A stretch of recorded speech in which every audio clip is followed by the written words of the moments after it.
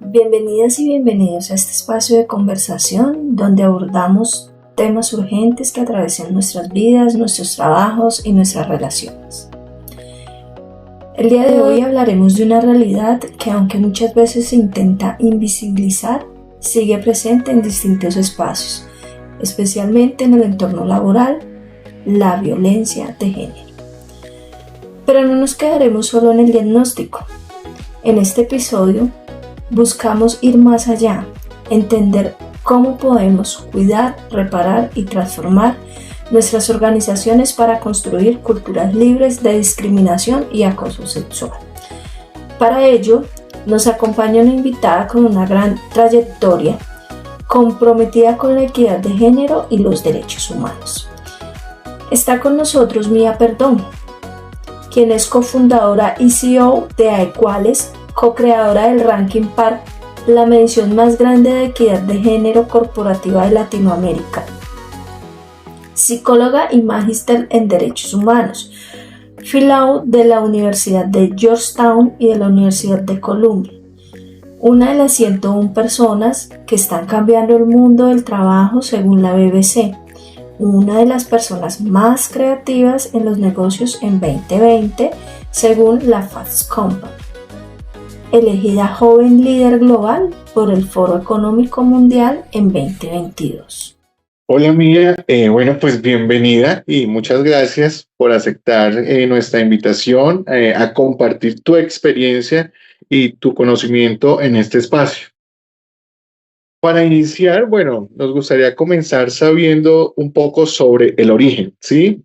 Nos gustaría saber qué te llevó a trabajar en temas de equidad de género y particularmente en la prevención de violencias en el entorno laboral. Muchas gracias a todos por invitarme a este podcast. Qué chévere poder compartir la experiencia de Aequales acá. Mi socia y yo creamos Aequales hace 12 años, básicamente con la idea de que más mujeres lideraran empresas latinoamericanas. Entendemos que gran parte del poder en el mundo lo concentran las empresas, entonces si no hay suficientes mujeres líderes en las empresas, difícilmente van a tomar decisiones que beneficien a las mujeres.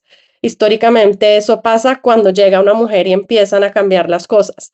Entonces creamos Aequales, que como ustedes dijeron, hace primordialmente una medición de las condiciones de equidad de género y diversidad en las empresas latinoamericanas, que se llama el Ranking PAR.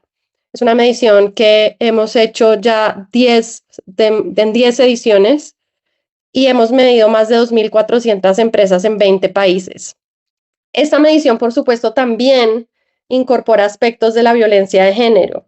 El acoso sexual laboral es un problema que ocurre prácticamente en todas las organizaciones, porque es un problema cultural de la manera como hemos socializado a los hombres, como hemos naturalizado ciertos comportamientos de hombres hacia mujeres. Entonces también les preguntamos, por ejemplo, a las empresas si tienen un protocolo de atención y prevención contra el acoso sexual, si hacen capacitaciones para saber si las empresas y sus colaboradores saben de qué se trata. De hecho, por ejemplo, hoy estuve trabajando con un cliente y él me dijo que él hasta hace poco no sabía qué significaba acoso sexual. Entonces, damos muchas cosas por hecho. Y también les preguntamos si hay medidas de reparación o de justicia restaurativa. ¿Qué quiere decir esto? Las mujeres que sufren acoso sexual no necesariamente quieren que los victimarios estén en la cárcel, pero muchas veces sí quieren medidas de reparación. Entonces también estamos trabajando con las empresas para que empiecen a crear medidas simbólicas de reparación, de perdón y por supuesto de protección y de prevención de las mujeres en este ámbito. Este es solo como uno de los aspectos que medimos y también hacemos acompañamiento en capacitaciones y en consultoría para que las empresas reconozcan la violencia de género, entre otras cosas. Hay otras formas de discriminación dentro de recursos humanos, hay muchas otras formas de discriminación, no a propósito, pero de sesgos. Y a partir de ahí las ayudamos a que sigan mejorando. Ese es como el panorama general. La violencia de género no siempre deja marcas visibles, pero siempre deja huellas profundas. Síguenos en Instagram como Voces por la Vida 24 y en TikTok como Voces por la Vida. No más silencio, no más violencia. De acuerdo, Mía, muchas gracias, muy interesante. Y lo que dices es cierto. Creo que muchas conductas que son violentas se han naturalizado dentro de nuestros entornos y muchas veces las personas no saben identificar realmente qué es la violencia de género y tal vez por esto no buscan esas rutas de denuncia o no buscan estas redes de apoyo que puedan ayudar a visibilizar estas conductas y a generar una denuncia. Ya que mencionas, las mediciones que haces con Ranking Par, ¿puedes contarnos de pronto un poco de cuáles son como los hallazgos más significativos o particulares que hayan encontrado en estas mediciones? Claro, Juli. Lo más importante es que en Colombia, dado que hay una ley que obliga a las empresas a tener un protocolo de acoso sexual laboral, ya la mayoría de empresas lo tienen, no todas, pero la mayoría ya lo tienen. ¿Dónde está el problema? No hay canales de denuncia claros, entonces en muchas empresas las personas no saben a dónde tienen que acudir si sufren acoso sexual, si bien probablemente exista un protocolo. Entonces la ley obliga al protocolo, posiblemente hay algún documento en algún lado que diga que las mujeres las deben proteger, que se debe sancionar a las personas que hacen esto, pero no necesariamente hay un canal para que las mujeres digan, me está pasando a mí o le está pasando a alguien y lo estoy presenciando o me contaron. Ese es el primer problema. El segundo es que no se mantiene la confidencialidad, no hay garantías, como se dice normalmente. Entonces las mujeres dicen, ¿yo para qué voy a denunciar si la persona que está en recursos humanos o en el comité de convivencia es mi jefe o es mi par o es una empresa chiquita y todo el mundo sabe quién es todo el mundo? Entonces las mujeres corren un riesgo muy grande a la hora de denunciar, incluso cuando hay canales, incluso cuando hay un protocolo. Cuando esto se hace público, conocido por más personas que no sean el comité de convivencia, las mujeres corren un riesgo muy grande de ser excluidas de la empresa y al mismo tiempo de recibir represalias por parte de los victimarios que se enteran que ellas están denunciando. Entonces, son muchas cosas las que hay que tener en cuenta y los resultados del ranking nos dicen, uno, que sí hemos avanzado en Colombia en que las empresas tengan un protocolo de prevención y atención frente al acoso sexual, paso uno, en que no tenemos canales suficientes, en que las mujeres y los hombres todavía no se sienten lo suficientemente seguros de usar esos canales cuando existen y en que las empresas tampoco están lo suficientemente entrenadas para saber qué hacer cuando esos casos ocurren. Entonces, digamos que todo se cumple. En el mejor escenario, hay un protocolo, hay un canal de denuncia, hay confidencialidad y la persona se siente segura y denuncia. Digamos que todo eso está bien, que igual no es fácil. Pero luego la empresa dice, bueno, ¿cuál es la proporcionalidad? ¿Qué amerita una sanción leve? ¿Qué amerita una sanción de despido? ¿Qué amerita una separación de la persona del cargo? Y ahí es donde se pone difícil y muchas empresas acuden a abogados laboralistas que a veces también tienen una visión muy pegada a la ley que tampoco necesariamente refleja la experiencia de las mujeres. Entonces, es súper complejo y lo más importante es que cada empresa pueda informarse, entender la ley, pero al mismo tiempo entender las situaciones de las mujeres, mantener su confidencialidad, su anonimato y tener un protocolo que determine cuál es la proporcionalidad de acuerdo a la falta y proteger a las mujeres, proteger su carrera, proteger su integridad, y eso requiere bastante trabajo. En las empresas que pueden hacerlo, nuestra recomendación es que lo haga un tercero, porque incluso denunciar a una persona dentro de tu propia empresa es muy arriesgado para las mujeres. Entonces, muchas empresas contratan una asistencia jurídica o de recursos humanos externa que recibe estos casos. Además, tienen que hacer una investigación. Los tramita, hacen la investigación y toman las medidas adecuadas. Pero nuestra sugerencia es como, sí hay que atenerse a la ley, pero tengan en cuenta las experiencias de las mujeres y el hecho de que el tránsito después de la denuncia es muy difícil para muchas de ellas. Allí quisiera De yo acuerdo. hacer un apunte que me parece importante de acuerdo a lo que Miriam nos comenta, y es que también, a pesar de que muchas empresas ya tienen el protocolo sí establecido, eh, se logra evidenciar que en alguna de ellas también falta como el tema de la divulgación, ¿sí? De dicho protocolo, porque se puede estar, pero no lo divulgan. Entonces, digamos que allí los empleados no tienen el conocimiento de que hay un protocolo, de que pueden hacer uso del mismo para defender sus derechos. Sí, totalmente de acuerdo. Y como te digo, esa es una de las múltiples fallas que existen. Si hay protocolo, no lo conocen. Si lo conocen, no lo usan. No hay canales oficiales y confidenciales de denuncia. Si los hay, no están seguras de que van a mantenerles seguras en su trabajo y las van a proteger y no va a haber represalias contra ellas por hacer denuncias.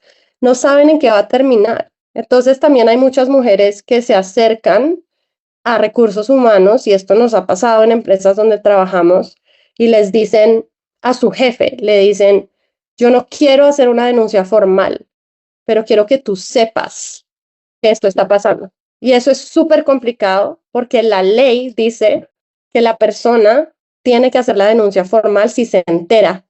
Pero si tú les preguntas a las feministas y a los grupos de mujeres que también han trabajado en esto, te van a decir, hay que respetar el deseo de la mujer de mantener el anonimato. Entonces, por eso les digo que no es tan blanco y negro. Y en ese sentido, lo importante sí es, como tú dices, que haya el protocolo, que haya el canal de denuncia, que haya la confidencialidad, que lo conozcan, pero también que se garantice que va a haber cuidado y protección a la hora de usar estos canales. Y dos, que las mujeres también tienen derecho a decir, yo no quiero denunciar, pero quiero que la empresa sepa que algo está pasando, y pues ya obviamente eso puede o puede no tener consecuencias, dependiendo de lo que la empresa decida. La violencia de género no es un problema privado, es una realidad social que nos involucra a todos. Síguenos en Instagram como Voces por la Vida 24 y en TikTok como Voces por la Vida.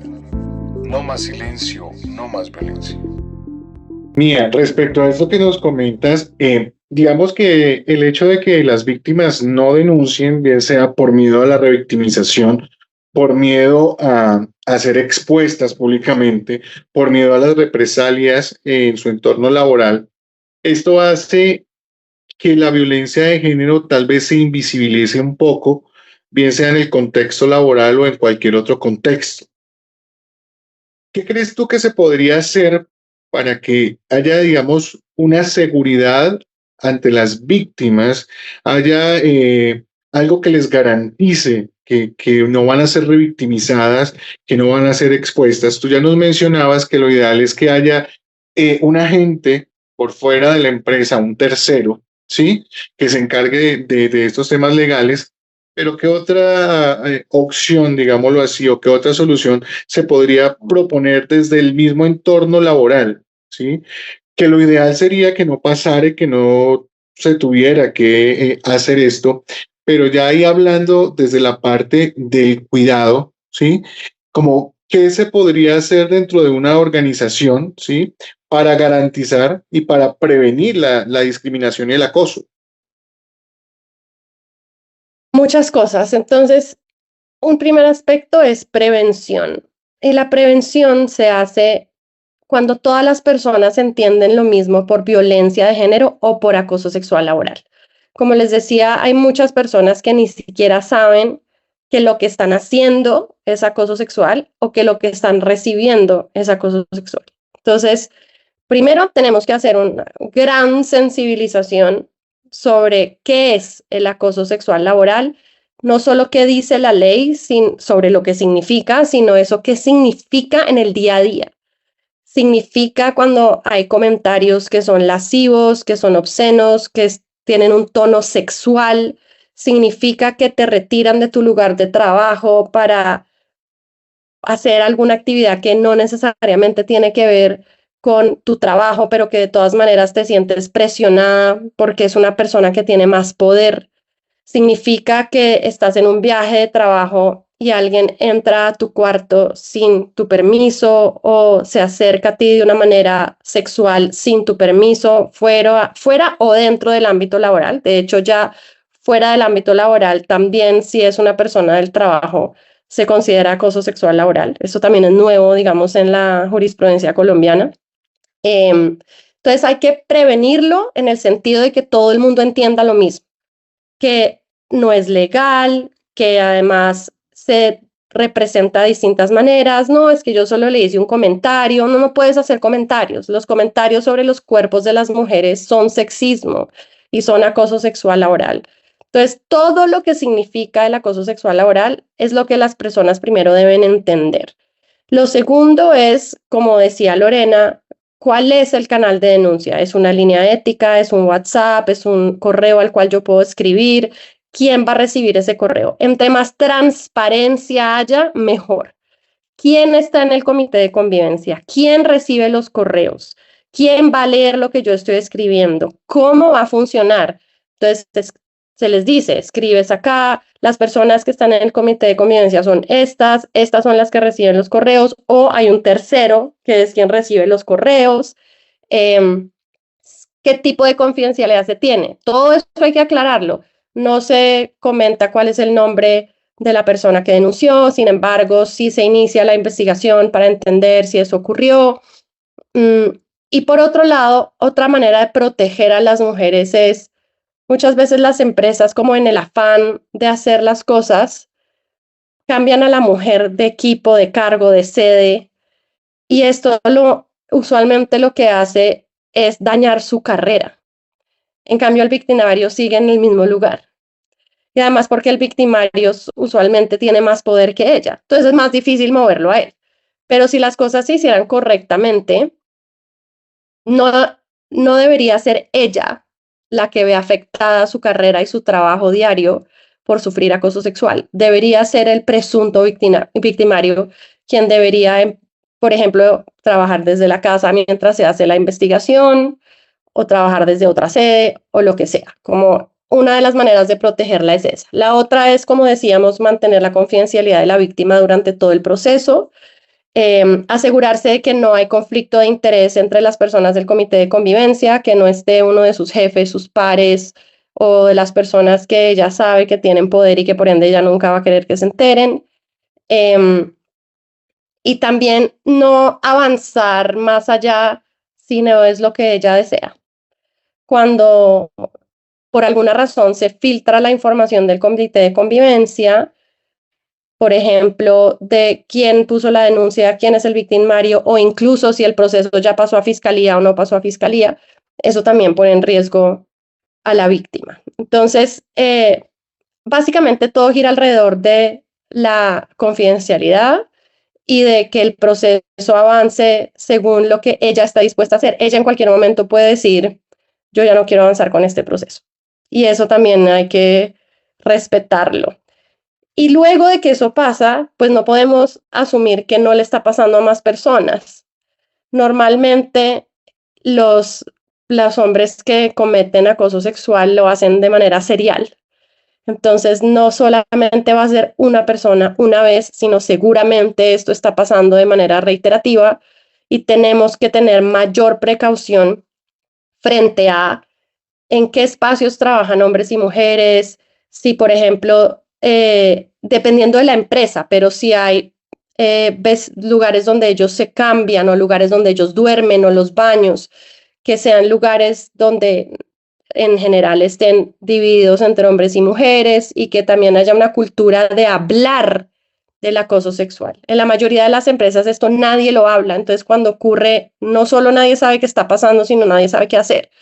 Entonces, ¿cómo separamos esos espacios que son potencialmente peligrosos mientras que educamos en una cultura libre de sexismo, que por supuesto es muy difícil? Y a veces nos toca como dejar algunos casos como referentes, sentar un precedente, y hay algunas empresas que son muy conocidas que han separado a algunas personas de su cargo y eso se ha hecho público y eso sienta un precedente también internamente como esto ya no es permitido acá y tal vez otras empresas dicen, bueno, tal vez eso puede pasarme a mí también si yo sigo haciendo este comportamiento. Entonces, todas esas cosas creo que hay que hacer y como tú dices, siempre con el ánimo de cuidar a las mujeres y de cuidar su carrera y no como ahora ella se tiene que volver la referente y enseñarle a todo el mundo qué es el acoso sexual. No, ella no tiene que hacer nada. Es tu tarea como empresa asegurarte de que tienes los mecanismos estructurales y culturales para que esto no vuelva a pasar y para que si pasa, las personas sientan cierta seguridad de por lo menos poner una queja y ojalá denunciar.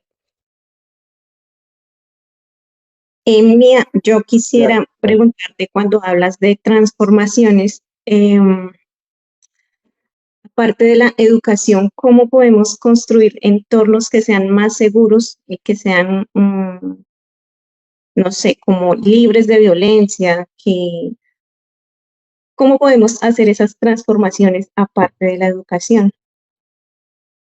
Yo creo que la educación no es suficiente y por eso Adecuales siempre aboga por el cambio de sistema, porque además muchas veces se les ha adjudicado a las mujeres la responsabilidad de arreglar sus vidas y los entornos en los que están. Realmente esto, primero es injusto, pero además es ineficiente. Entonces, ¿cómo se arregla un sistema? Lo que nosotras le proponemos a las empresas es que miren toda su estructura. No es solamente el protocolo de acoso sexual y la denuncia, etcétera, sino es todas las políticas que tienen en términos sobre todo de recursos humanos. ¿Cómo contratas? ¿Qué decisiones tomas? ¿Contratas a una mujer porque tiene hijos o no tiene hijos? ¿Porque está en edad fértil o no está en edad fértil? ¿Porque vive acá o no vive acá? ¿Cuáles son las decisiones que estás tomando que generan discriminación? Y la discriminación es violencia. Si a mí no me contratan por la manera como me visto, la manera como hablo o porque tengo 3 hijos, eso es discriminación. Entonces, la primera es contratación, luego ascensos. ¿Quiénes ascienden en la empresa? ¿Por qué? ¿Hay criterios claros para saber cómo se asciende en la empresa? Muchas empresas manejan los ascensos de manera subjetiva. Entonces, yo le caigo bien a mi jefe, yo me tomo unas cervezas con mi jefe por las tardes y él me conoce, me tiene confianza y a la hora de tener que ascender a alguien, entonces me asciende a mí. Pero resulta que si yo soy una mamá soltera, pues no puedo estar parchando con el jefe para que él me tenga confianza para luego ascenderme a mí. Entonces, ¿cuáles son los criterios objetivos basados en capacidades para que las personas puedan ascender? El tercero son las evaluaciones de desempeño. Hemos visto a través de la literatura que las evaluaciones de desempeño hacia las mujeres son mucho más duras que las que se hacen a los hombres. Las mujeres reciben comentarios más difíciles con respecto a cómo deben cambiar su comportamiento. Es que tienes que tener más seguridad, es que tienes que ser menos mandona, es que tienes que hablar más pasito, es que tienes que ser más colaboradora. Eso nunca le dicen a los hombres. Son evaluaciones de desempeño totalmente diferentes entre hombres y mujeres que le exigen a las mujeres cambiar su comportamiento para que sean más femeninas, entre comillas, pero entre más femeninas son, menos van a ascender, porque los comportamientos de liderazgo no son esos que les están pidiendo a las mujeres. Entonces, se vuelve para las mujeres un arma de doble filo. Ahí es donde hay un problema, entonces, en la tercera etapa, que son las evaluaciones de desempeño. ¿Cuál es la cuarta? La salarial. Todavía tenemos una brecha salarial de al menos 15% en Colombia a favor de los hombres y a medida que aumenta el cargo, aumenta la brecha salarial. Las empresas en cargos altos pueden tener hasta un 30% de brecha salarial, es decir, que un hombre gane 30% más que una mujer en un mismo nivel, en el nivel de comité directivo. Esto porque pasa por 1000 razones. Primero, porque las mujeres traen salarios más bajitos de la empresa anterior en la que trabajaron, entonces las empresas nuevas no las nivelan hacia arriba, sino que las dejan en el nivel en el que venían. 2, porque las mujeres no negocian y la razón por la cual las mujeres no negocian es porque desde chiquitas nos dijeron que no fuéramos ambiciosas, que no dijéramos todo el tiempo que queremos, que no impusiéramos nuestro punto de vista y eso es la negociación. Entonces, eso ayuda a que las mujeres tengamos una brecha salarial más alta y las empresas que no tienen bandas salariales adjudican los salarios según lo que la mujer se ganaba antes o según lo que ella negocia. Entonces siempre quedan por debajo. Y además hay empresas que traen una brecha salarial histórica que efectivamente hace muchos años a las mujeres les pagaban menos por ser mujeres. Entonces eso ya no pasa de manera tan directa, pero sí trae esos rezagos que les digo. Entonces ahí tenemos 4 aspectos de recursos humanos que tenemos que entrar a ver súper de cerca: reclutamiento, ascensos, evaluaciones de desempeño y brecha salarial. Todos los procesos de recursos humanos tienen el potencial de no tener sesgos, de que las personas tengan la posibilidad de avanzar a partir de sus capacidades y no de su identidad, que es distinto. Entonces, esa es una manera. ¿Qué otras maneras hay? Políticas de flexibilidad. Las mujeres, como ustedes saben, pasan 8 horas después del trabajo haciendo tareas de cuidado, cuidando niños chiquitos, cuidando discapacitados, cuidando enfermos, cuidando adultos mayores, organizando todo para toda la familia. Son 8 horas adicionales al horario laboral. Los hombres pasan máximo 3. Entonces, cuando hay una disparidad tan grande en las cargas de cuidado, para las mujeres es imposible ascender. Eso es una violencia indirecta, porque lanza la carga de cuidado sobre las mujeres. Entonces, ¿qué le decimos a las empresas? Tienen que tener políticas de flexibilidad que reconozcan las brechas de carga de cuidado que tienen las mujeres. Si ya sabemos que en nuestra empresa la mitad de las mujeres son madres solteras y sabemos que tener un trabajo 100% presencial es difícil para ellas y que va a impedir su ascenso, o podemos ayudarlas de otras maneras, tenemos que hacerlo, porque si no, no estamos siendo equitativos. Entonces acá viene la diferencia entre igualdad y equidad. Igualdad es decir, lo mismo para todo el mundo. Todo el mundo presencial, todo el mundo virtual, a todo el mundo se le da este beneficio. Eso suena muy bonito, no es que tenga nada de malo per se, pero eso no es equidad. Equidad es decir, ¿cuántos hombres y mujeres en esta empresa tienen personas a su cargo?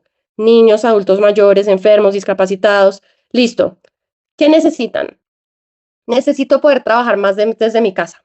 Necesito tener 2 horas a la semana para ir a citas médicas para llevar a esta persona que tengo que cuidar.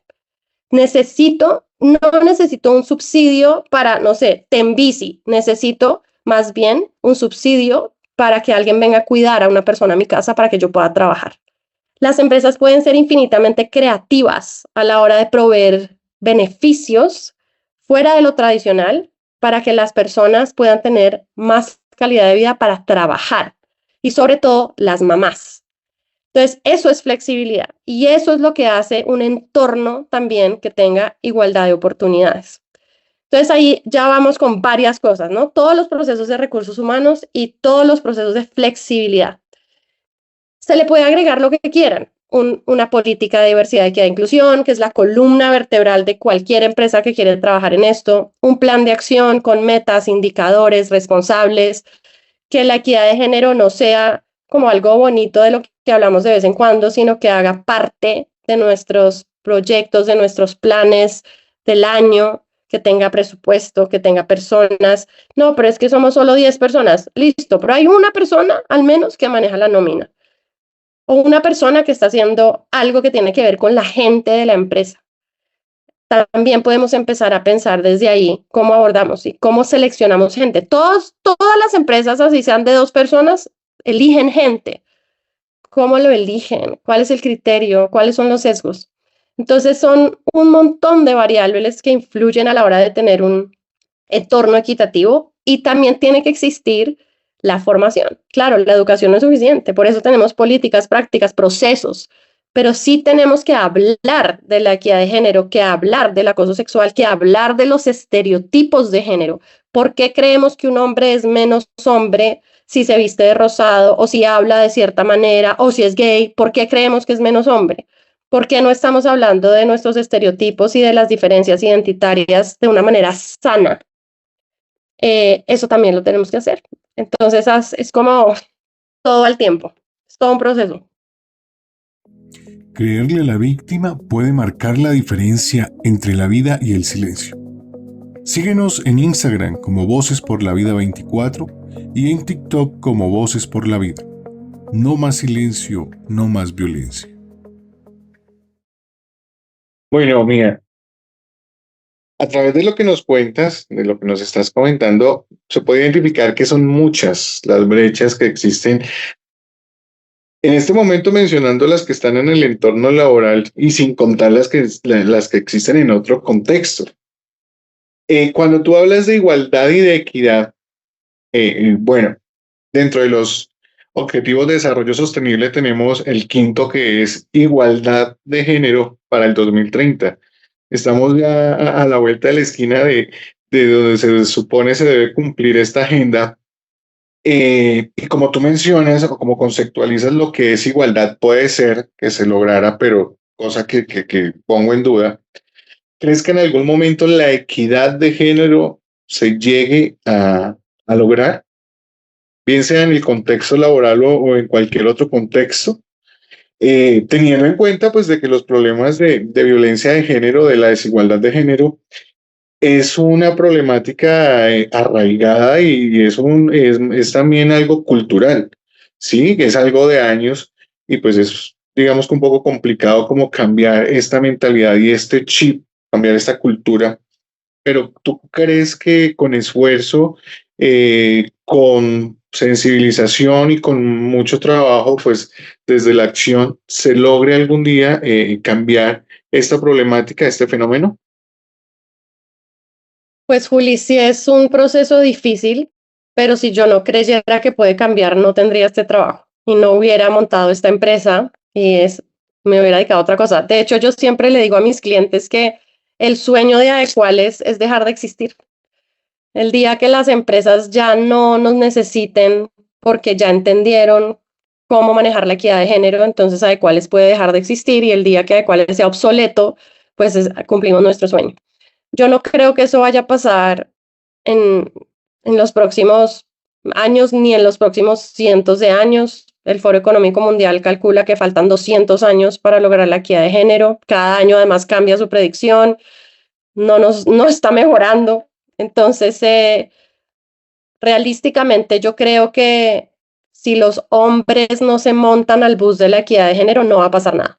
Podemos empoderar a todas las mujeres y que ellas entiendan, sí, que tienen que negociar y que sean más valientes y que tienen que denunciar y todo lo demás, pero si los hombres no dicen, juepucha, tal vez este sistema ya no nos funciona a nosotros tampoco y tenemos que cambiar la manera como hacemos las cosas, no va a pasar nada.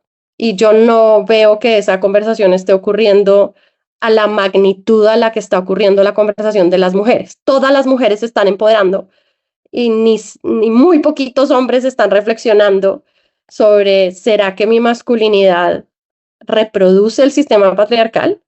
¿O será que tengo la posibilidad de crear mi propia masculinidad que no atente contra las mujeres o contra mí mismo? Porque la masculinidad hegemónica también es perjudicial para los propios hombres. Ustedes lo saben, ustedes son psicólogos. La tasa más alta de suicidio en el mundo la tienen los hombres y es una de las causas de muerte más grandes entre los hombres. Entonces, eso es un problema de salud mental que tiene que ver también con el patriarcado, que tiene que ver con la necesidad de los hombres de reafirmar constantemente su masculinidad. Entonces, mientras que no haya una conversación seria de los hombres, porque las mujeres ya tuvieron una conversación sobre ellas mismas y sobre la masculinidad, pero hasta que los hombres no tengan su propia conversación sobre la masculinidad y quieran ejercer su masculinidad de otra manera, no va a pasar nada. Exacto, y lo que te decía es como digamos, es un chip que está dentro de la cultura de que se supone que el ser hombre es el que tiene que ser dominante, el que debe ganar más, el que provee.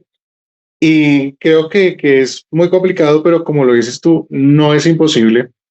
Y para ello hay que trabajar desde el rol de psicólogo, desde cualquier otro contexto, porque empiece a cambiar esta cultura y empezar a reconocer que pues todos somos iguales independientemente del género, de que todos tenemos las mismas habilidades, las mismas capacidades y muy importante y también en la literatura lo hemos encontrado de cómo se debe desde una educación digámoslo, dinámica, desde una educación desde corta edad, de empezar a inculcar en los niños este tema de equidad, de respeto y pues de inclusión para que pues obviamente logremos cumplir con este objetivo algún día. Bueno, Mía, ya como última pregunta para finalizar, te quería pues como pedir un mensaje que le dieras a las personas que de pronto en este momento estén viviendo una situación de violencia de género en su contexto laboral. Yo creo que primero es importante que sepan que tienen derechos, tanto los hombres como las mujeres, que en este país los defienden de la violencia. En este país, si bien hay cosas difíciles, tenemos una suerte muy grande porque la Constitución nos protege, las leyes nos protegen, hay una ley que previene la violencia contra las mujeres que es súper abarcadora y es muy buena en todo lo que ha hecho. Entonces, lo primero es, tienen derechos y la Constitución los protege y no puede haber violencia de ninguna manera ni discriminación por razón de género, que es violencia de género. No toda la violencia es física. Entonces, si están sintiéndose incómodas, es porque algo ya está pasando. Esa es una alerta. No es como, ay, no importa, él es así, todo el mundo es así, así funciona esta empresa. Si tú estás incómoda, algo está pasando y algo no está bien y tú tienes derechos para poder decidir si quieres comentarlo con una persona de confianza o con el comité de convivencia y ya tener un acercamiento más formal. De acuerdo, Mía. Ya que acabas de mencionar algo, ya te dije que íbamos a cerrar, pero me das paso para hacerte una última pregunta. Y es que cuando tú dices que no toda la violencia es física, la hablamos, pues la vemos de otras distintas maneras. Y dentro de esa violencia,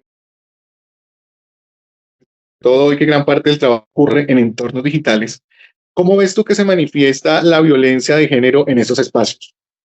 Sí, claro, también hay violencia digital que también es acoso sexual laboral. Entonces, el mensajito por WhatsApp, las amenazas por redes o tuvimos una relación sexual y luego tú trabajas conmigo y yo te amenazo diciéndote que voy a publicar ese video que tiene, por supuesto, tu intimidad y tu privacidad.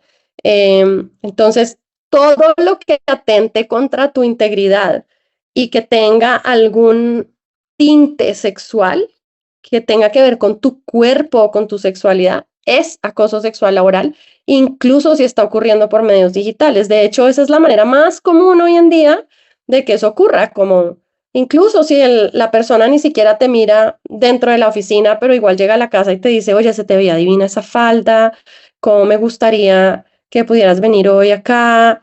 Cualquier cosa de esa índole ya es acoso sexual laboral y no porque ocurra por medios digitales, sean estos WhatsApp o redes sociales, no tienes derechos, sí tienes. Y es importante también hacérselo saber a la empresa. De acuerdo, Mía. Bueno, muchas gracias por este espacio, por tu tiempo. De verdad que ha sido enriquecedor y creo que esto da para más. Espero que más adelante nos puedas aceptar otra invitación, porque primero, la problemática es latente y segundo, pues porque es importante dar a conocer, ¿sí? Eh, ¿Qué es la violencia de género? ¿Cómo se manifiesta? ¿Qué puede hacer una víctima?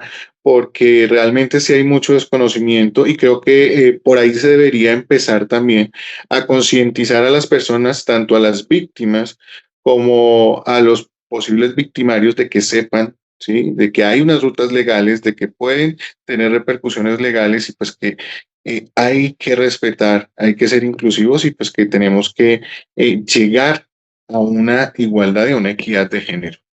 Muchas gracias, Mía.